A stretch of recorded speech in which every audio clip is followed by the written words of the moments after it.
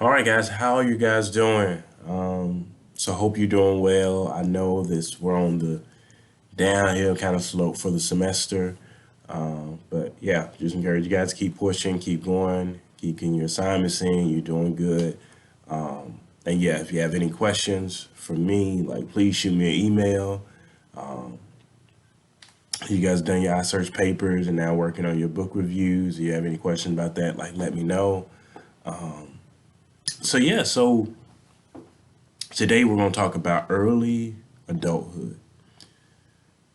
And typically, this is where we find college students. They're from 18 to 25. This is this time where you're transforming from adolescence to more like adulthood. There's some big boy and big girl decisions that have to be made. So some of us may find ourselves there right now. Some of us maybe have to reflect and look back on those moments. But I want to take time even to kind of look through some of this material to maybe make some pit stops on some important topics and how we as believers ought to think about them, questions we ought to ask. Um, so early adulthood, technology, come on now. All right. Yeah, so it's the initiation into adulthood, emerging adulthood. Um, so different cultures have different rites of passages. Different religions have different rites of passages. This is a way that people just display that they are going to a different stage in life, and they are displaying these like adult virtues, and we can see from here like courage and independence and self control.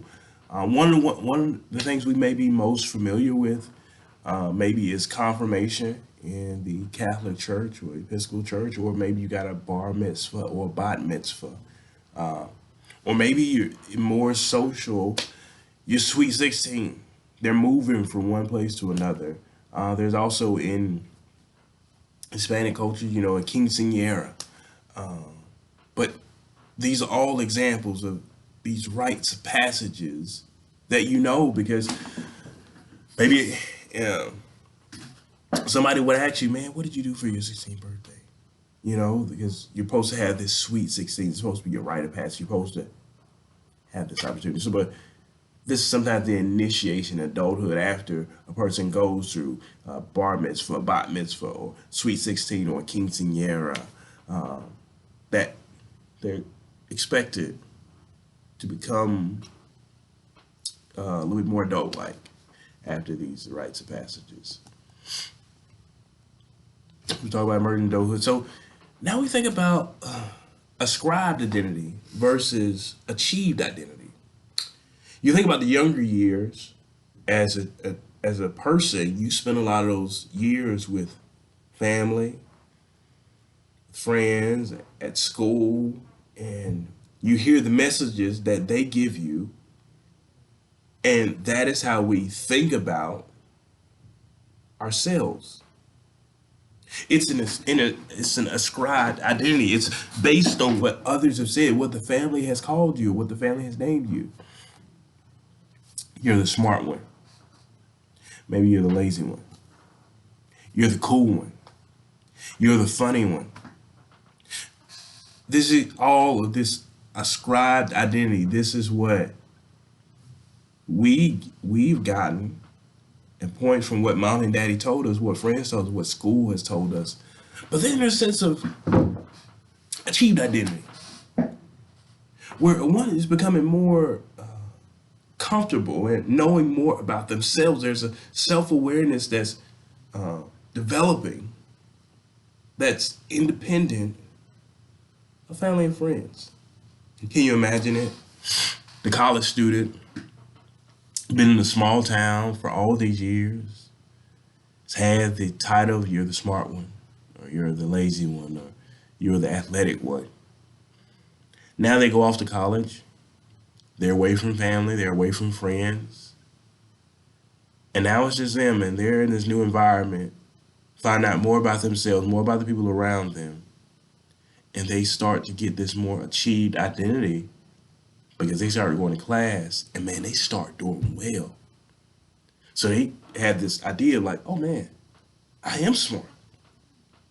Even if they got it described to them, now it's achieved because they understand, man, I've been working hard. I'm apart from handling different things like that. I'm the smart one. Or other examples, but that's just ascribed identity versus achieved identity. And I think it's something just to say like even as you think about emerging adulthood, even if you think about early adulthood, that there are things that we got from our parents, messages that we got, and sometimes those messages are helpful, sometimes those messages are not so helpful. But it takes us really taking time to ask the question, who am I? And who told me that?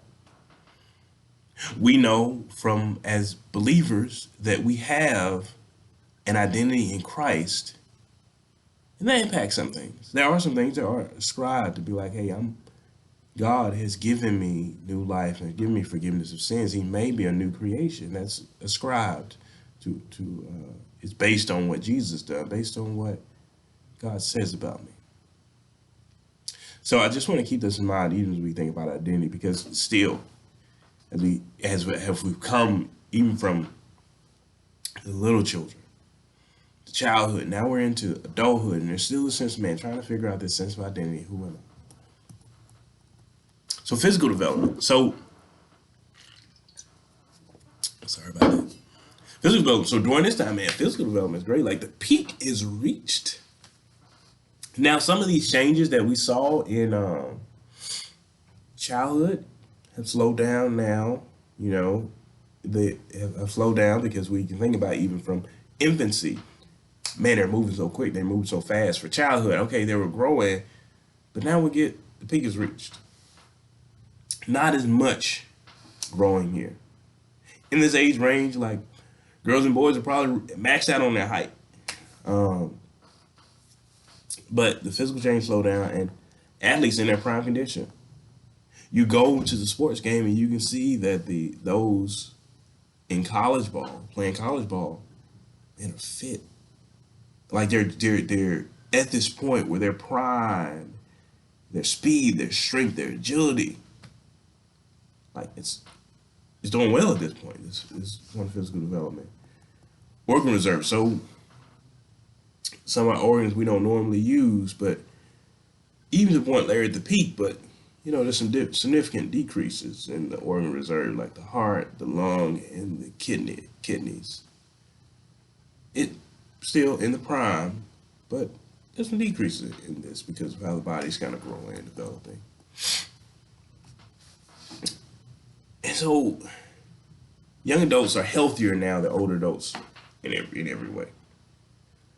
I like they're healthier because their body is at this like peak in this prime moment. And as you get older, you know, body just kind of slows down. Things you used to do, you can't do no more. You used to jump high, but now you can't jump no more. The knees getting at your arthritis, but and guys, that's a whole nother chapter. We'll talk about older adults and senior adults later in the semester. But it's just a comparison that younger adults healthier. We can see that, but their good health is related to genetics and lifestyle. So genetics, we can think about that biopsychosocial model as we think about development. That the bio impacts that, but also lifestyle. Good nutrition impacts the development. Exercise, alcohol. So we know during this time, people get a legal age where they can drink in moderate use. It's saying it's okay. And this is according to the book. Now I want to say we're at a seminary level college, um, and there are restrictions that we have due to confessional beliefs, uh, or confessional things that we sign in documents. But but here's the thing: they overindulge. Like their health is gone. Like their health it will be decreasing, or if they smoke too much or use too much tobacco. Like it takes a toll on their health. And some of those things they can see immediately. Other things they happen a little later. With their alcohol, their liver may go out. Smoking and tobacco use their lungs. Um, these things impact development. see a chart there. I'm not gonna go over that. So here's something that is very relevant. It's very hard. It's very difficult, but it's something that you need to be aware of because college women, particularly, are at a higher chance of being raped, and it's saddening. And I don't want to dismiss that. It's saddening, and these are definitions that I could explain, but I think they're kind of self-explanatory. A sense of rape, force, sexual intercourse, date rape. There's uh, some of activity with a victim and offender, and there's a little video right here you can watch, and it just talks about how you would date rape, and then these things that happen to people because they are victims and they get hurt. That sometimes justice is not served, and they're left with scars, they're left with wounds, and sometimes left with no justice. Um, and it deeply impacts them. The video from the link, it tells about a woman who, man, after this happened, she significantly changed her life. She didn't go out and socialize with most people anymore after this happened. But then also, so rape, you got date rape, then you got sexual harassment. These are just unwelcome sexual advances. Guys, these are very important things, and we're having conversations about this in a culture now. Even SBC about like sexual harassment, sexual abuse. We're having these conversations, and these are something to kind of consider that, man, we think about those in early adulthood. Think about those in college. But man, they may be subject to this. But here's we as believers, and we're called to love our neighbor as ourselves. And one of the things I think that can help us, even as we think about this, is, man, we have to help those who have been wounded have a voice, but also maybe that's you. Maybe there are things that happened that were hard and they're difficult. And man, it's helpful and even I would say beneficial to report the things that happen to you. Because if these things happen, particularly during this college time and even before that, it's not you got to report that because justice needs to be served. But this is the thing, man. It's scary. These are the factors that are playing a role in here that, man, can happen to our daughters. Our son, I'll put our sons in there. Our cousins, our family, our friends. So we just want to be aware of that. And even like look at these stats that almost 1 in 4 college women have been victimally raped. Going down over 1/3 of rapes occur in victim residence and over 2/3 between this hour. But yeah, just a lot. It's just a lot. But so I just say it's relevant. These are people that are in our churches. These are people that may be involved in our ministries. These are people we may know. And we just want to help them to get a voice. But I just want to say this is an important thing because it deeply impacts them. And if not processed, is not handled, it will impact them on years from now. So now we got to move to cognitive development.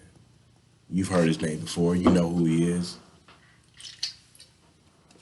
It's Piaget. It's Piaget. He's back. But now we kind of a new thing of thinking about post-formal thought. When you think about Piaget, you think about sensory motor, concrete operational, formal operational. Like you think about those. These are the stages, and now we have like this post formal thoughts.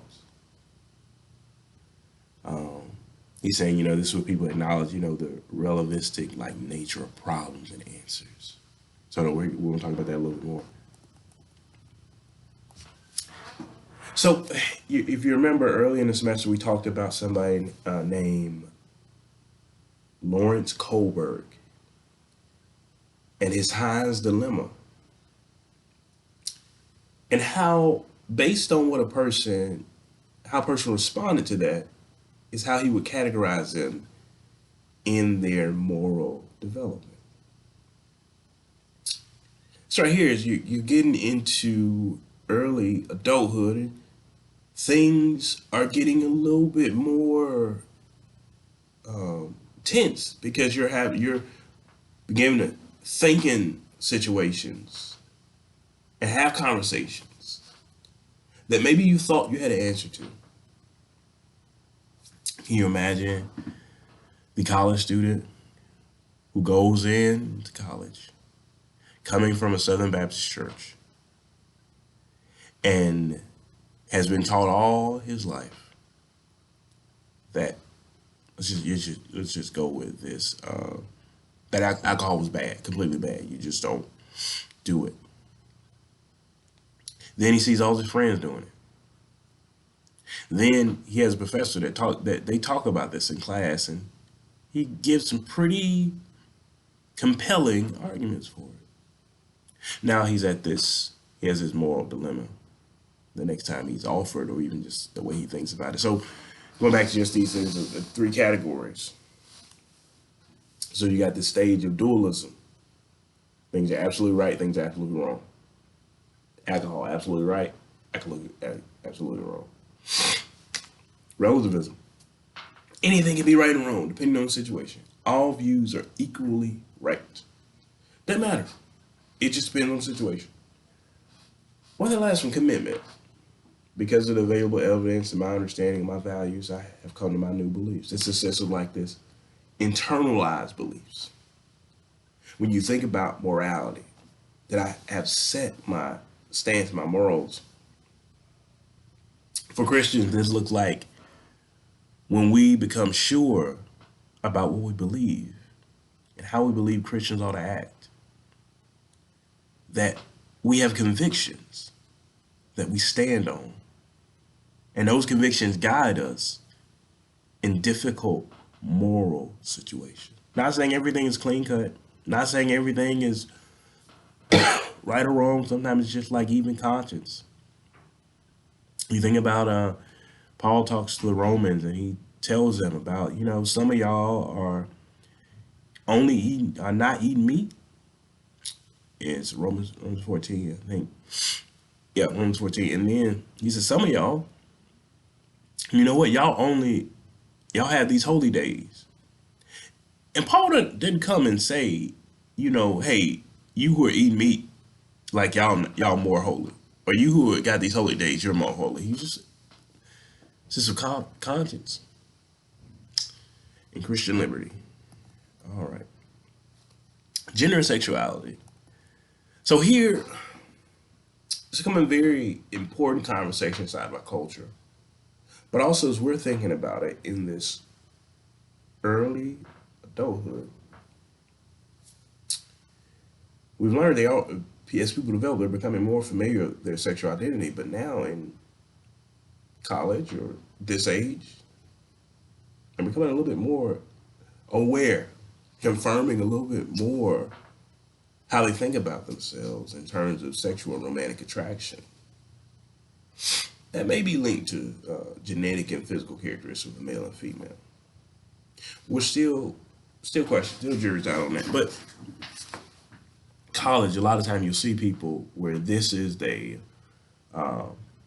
confirm or affirm their sexual identity, and then gender role.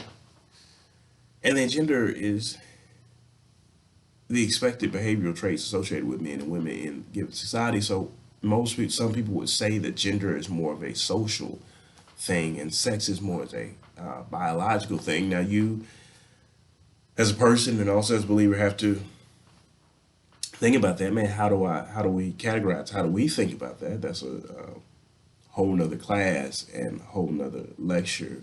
But it's very important on this stage because people are figuring out these things, and a lot of these things, a lot of the traditional roles and their identities are being challenged at this stage because they have more exposure. General orientation, general role expectation. Once again, socially, all right, what's your orientation, but also what's the expectation of this gender. So it's interesting to look at like evolutionary history has biologically disposed men and women to act in a certain ways. So we can say, okay, maybe we acknowledge that there's some biological thing that happens, but I think that's not the whole story. We know there's more to the story. We know that men and women were created in the image of God, and what they're predisposed to is how God has prepared them. Now, what that looks like just in the intricacies of the brain and gene cells and everything. I mean, it looks different, but God is the one who predisposes it, and yeah, he's the one who does it. So, and male and females have developed expectations about gender that are linked to biological abilities. They expect you expect certain things because you think about the male is, and once again, guys, I want to think we're using broad categories that there are always exceptions. Uh,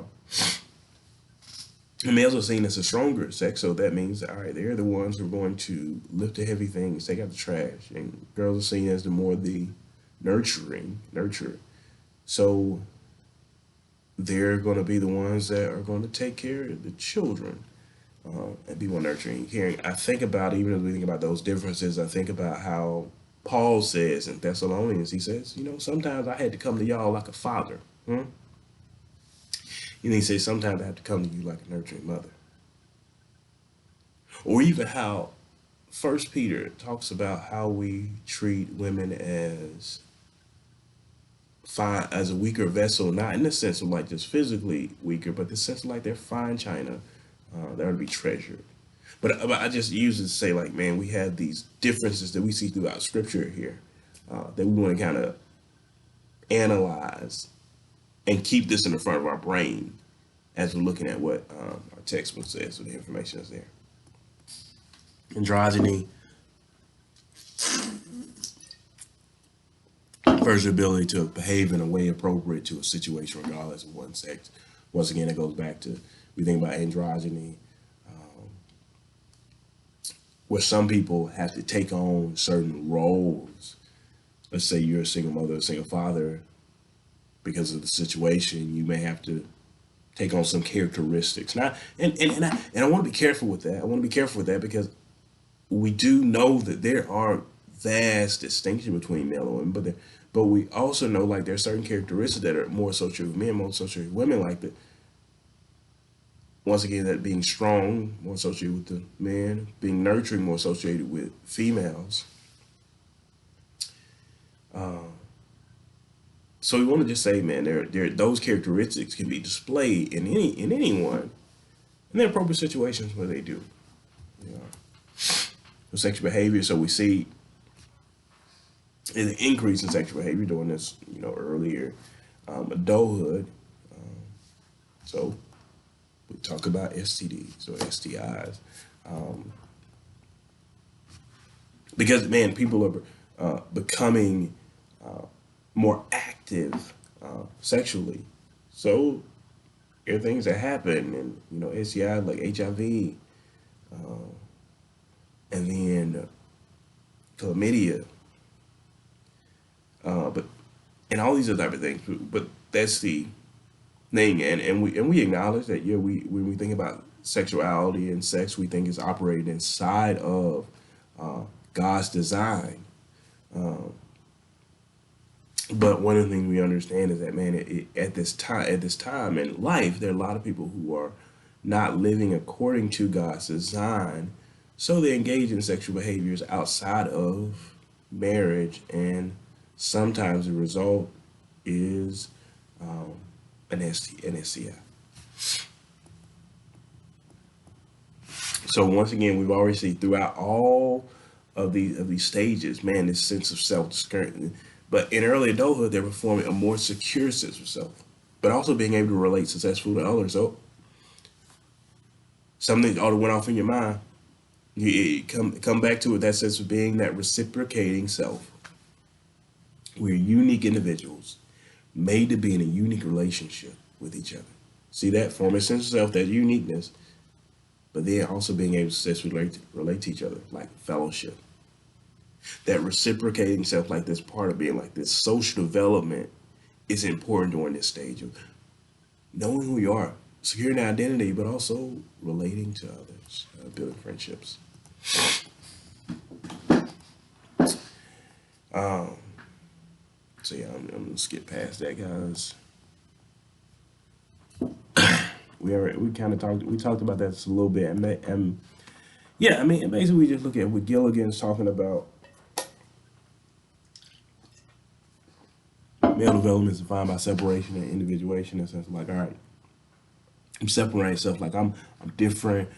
I'm strong. I gotta do these things. But then for females, it's through attachment and relationships, and you can see this where sometimes females will be more social and talk about things that are at a deeper level than males would. But once again, guys, we're talking in broad strokes. We're talking in broad strokes here, and we're even just thinking about theory, where theories have like some truth to them, but we can't just say everybody's perfect theory. This is Erickson. So we've heard Erickson before. So Erickson talks about, all right, and when you're in this early adulthood stage, the crisis is intimacy versus isolation. The ability to relate one's deepest hopes and fears to another person and accept another's need for intimacy in turn. That intimacy is helpful, this crisis, because otherwise they end up in isolation, distance themselves from others, and feeling threatened by their behavior. This is the identity crisis at this point. People go through. I mean, and you can see it that in this stage, people are looking for intimacy. They're looking for deep relationship, looking for a community, and they don't get it. It can be detrimental to their development, according to Erickson, because they end up in isolation. Friendships, and that's why friendships are so important. And then now, Sternberg's triangle theory of love. So, man, looking at this, like, I hope our ears went off of like and thinking, okay, he's talking about love. He's talking about it in these terms. But I hope as us as believers, we know something about love. Because when we think about the standard of love, our loves go back to what Christ's love is. But even when we think about intimacy and love and different things like that, we have books like the Song of Solomon, and passages and Proverbs, and all those in Corinthians. We have all these other type of things that help us to define love. We got 1 Corinthians 13 that helps us to know love. So when we look at theories that talk about things like love or grace or peace or wisdom, we got to go back to the scriptures, because we have a leg up on this game, because the church has been talking about this a long time. So with that, man, I just say this in reference. That, man, as we think about these theories of love, might not go back to scripture and what this looks like. But also, during the stage, people are looking for love. They are looking, if they're looking for intimacy, they're looking for love. Validation, according to Fromm, they need that validation. It helps. He says it's an essential part of our sanity. However, it comes at great risk for an open to hurt. It's an interesting concept, and something you can kind of consider, that, man, when you open yourself up for validation, open yourself up for hurt, because people get to see you. Marriage and family. So during this time, marriage is actually, 95% of marriage happens in early adulthood. But we see the average age for marriage right here. And those actually, average ages actually like went up. So now you can see people are waiting later to get married. And it's the point you see a rise in cohabitation, where people are not getting married but living to each other, sharing residence and things like that. So you see like these practices, and I hope it's something to help. It's something that we ought to consider. If maybe you're in that stage, or maybe you're reflecting on that stage, and just thinking, wonder, man, what would be your theory? What? Why do you think like people rise in cohabitation, and then the age for the first marriage just keep going up, keep going up, keep going up. So yeah, I think it's an interesting thing to think about when you think about. I ask, man, what's your theory? What do you think it is? Even the number of family members, smaller people having smaller families. I think if you can probably even just ask your grandparents or your parents and ask them, how many kids do people? What was the average number of kids like people had around you? And even just compared to now, like it'd be different. People are having less kids, um, and they're waiting to have kids also. I mean, yeah, waiting to have kids. Yeah, delayed parenthood, and divorce is also becoming more of a become more prominent. And there are a number of factors to that. And I know for believers that ranges many questions for us. Is divorce ethical? Is something that we allow? Is something that's okay for us? And that's a whole different. That's for your ethics professor. But we just want to notice that the rates are going up, and these people get married and they're not anymore. You can think about it, man. Just think about celebrity marriages at times. That sometimes they get married, it don't last no more. That is the work. Go past that, and then dual career family. And it's just saying like that. Things have changed over the years, where now you find more families where you have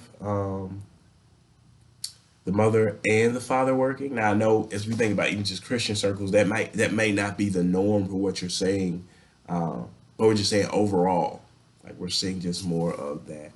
All right, so guys, that is the end of our lecture, and yeah, if you have any questions about that, like please let me know. Shoot me an email.